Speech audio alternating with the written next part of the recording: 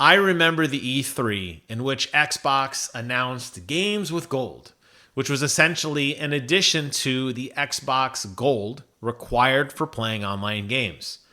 That was a direct response to PlayStation Plus delivering phenomenal titles month after month, trying to bolster their ratings, of course. There's no shame in that. And partially because of the whole PlayStation outage and them trying to like, hey, our live service is good. Come back, spend money, please. We need you. So Xbox said, hey, we're going to do the same thing. We're going to release Games with Gold. And every month they started to deliver title after title after title.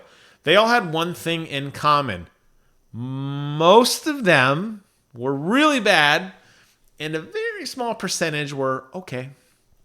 Not like you saw with PlayStation. This isn't a video comparing PlayStation to Xbox, two very, very different camps, particularly with the Activision Blizzard acquisition going through, with Bethesda rolling in, with Bungie going to PlayStation. I'm really excited to see how those console wars shape up. And we'll have more videos about those in the future. But sticking with the Games with Gold, it was always a subpar service, I thought. And I used to make fun of how bad the games were. And month after month after month, Major Nelson would tweet about the hot new games. I would collectively groan. My true love, Brent Casino, would collectively groan. And we'd laugh about how bad they were, to the point that I just kind of stopped caring, downloading them, looking into them. I always felt like it was a cannibalization of what Xbox Game Pass could be. I get it. It's a lot cheaper. It's kind of the entry fee for online gaming. It allows you to, what game isn't online today, really, right? Some live service game or some multiplayer component. A lot of them are. So it wasn't a surprise to me when Xbox finally announced that they're going to get rid of Xbox Games with Gold and instead get rid of Xbox Live altogether, Gold altogether, and they're going to just be called Game Pass, which it makes sense to bolster their numbers. Remember, a lot of the press conference and news that Microsoft gives out is about how Game Pass continues to grow and expand, and it's the future of gaming. Well, what better way than to make anything Xbox Online Game Pass? So they're going to come out with what they call Game Pass Core, and they're getting rid of those dopey Games with Gold. Let's go ahead and take a look at the Xbox blog here from news.xbox.com. Introducing Xbox Game Pass Core coming this September. Xbox Live Gold will turn into Xbox Game Pass Core on September 14th, and a select collection of games will be available. They're getting rid of the idea of these monthly drops, okay? It's going to run the $9.99 per month or $59.99 per year, which is what the old service used to cost. The big difference is that they are dropping those monthly, what games are you going to get? And they typically used to give like a 360 game and then an Xbox One game or an Xbox One game and then like an Xbox Series game. They're dumping all of that. What they're going to do is they really want you to go to Game Pass. So they're going to call it Game Pass Core, and they're going to charge you what they charge you now, with the idea that for only a couple more bucks, or buck, I should say, we'll get into the pricing in just a moment, that you could just be part of Game Pass. So quit just doing the online stuff, get with the times. And but if you don't want to do that, they have to do something to kind of like sweeten the pot. And this makes total sense. Give you a taste, just a taste. That first, what does the drug dealers always say? Like, that first hit is free, right? Get you hooked. Get you to realize what the service is, what Game Pass is. And then, hey, for a couple more bucks, you can have way more games. And that's exactly what they're doing here.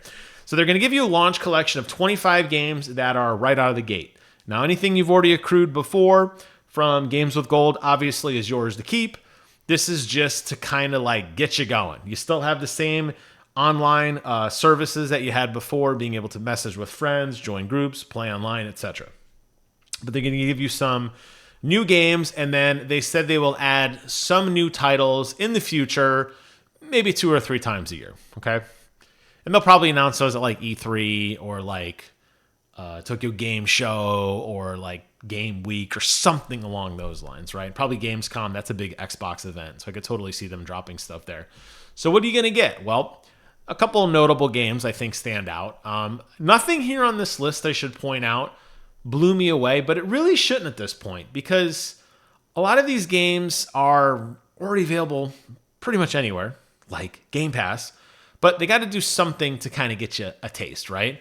So you got Doom Eternal, you got Dishonored 2, you got some Fallout games, you got some Gears games, you got some Halo games, State of Decay, Elder Scrolls Online, Ori, Human Fall Flat, Hellblade, and they do note that game library may vary over time and by country. The key here being over time. So, in other words, there's a chance that just like Game Pass, these games may go away and be replaced with other games. Here's that pricing list I had mentioned before. You want to choose the plan that's right for you. Well, I am a super fan, so of course I have Ultimate. It runs me $17 a month, not cheap, but it gives you everything on Game Pass PC and everything on Game Pass console with that EA Play membership. The PC variant and the console variant do not change in price. PC is $10 a month, console's $11 a month, and core is $9. Notice the price of core versus console. $1 a month. You are really trying to weed out that die-hard fan base who doesn't want to pay for Game Pass for some odd reason by saying for a measly $12 per year, you will go from the 25 high-quality games on console to hundreds of high-quality games on console with new games on day one. I mean, I don't honestly know at this point why they even have core. You're talking $12 a year. That is not a lot of money. I could honestly say this is the last drive to get anybody who's not into Game Pass into Game Pass. And it would absolutely not surprise me if core lasts no more than 2 years before it's absolutely phased out in exchange for console. And I could see that price even going up a little bit over time once they get you hooked. So if you're currently an Xbox Live Gold member, on September 14th, your subscription will automatically switch over to Xbox Game Pass Core. The games with gold will cease to exist. Any of the games that you have previously redeemed are yours to keep. And all the Xbox 360 titles and regular titles that were kept are yours to keep. I find it interesting that they list that as a separate bullet because, I mean, that's really what this bullet says, isn't it? I mean, unless I'm missing something. Thank you to everyone who's been in with us through the early days, and they're proud and humbled to get you on board. So there you have it. So it's a good deal. I've always said Game Pass, I think, is a good deal. It's definitely mediocre at times, or it feels mediocre at times. Getting a lot of the launch titles like Starfield, Day and Date, brand new is probably a big draw for a lot of people. The fact that, it continues to evolve as a library and games come and go. Hot new games like, for me, Exoprimal, which I'm absolutely addicted to, are on there day one, which is phenomenal.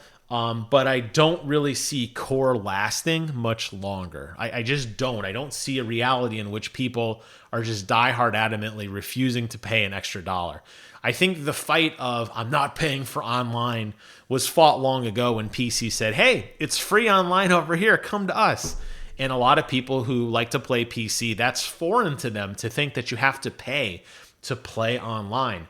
But Xbox and PlayStation and Nintendo do offer that kind of housing, almost that like America Online or Prodigy or a CompuServe bubble with built-in friend lists and curated playlists and that sort of thing, which does provide some value. I think that's realistic to say. But if you're really just wanting that online experience solely, well, you can get it with core. But I think you're crazy. I think you should just invest the extra $1 a month and get what everybody else has. My 2 cents. But it'll be interesting to see over the next year or so what Xbox Game Pass Core evolves into.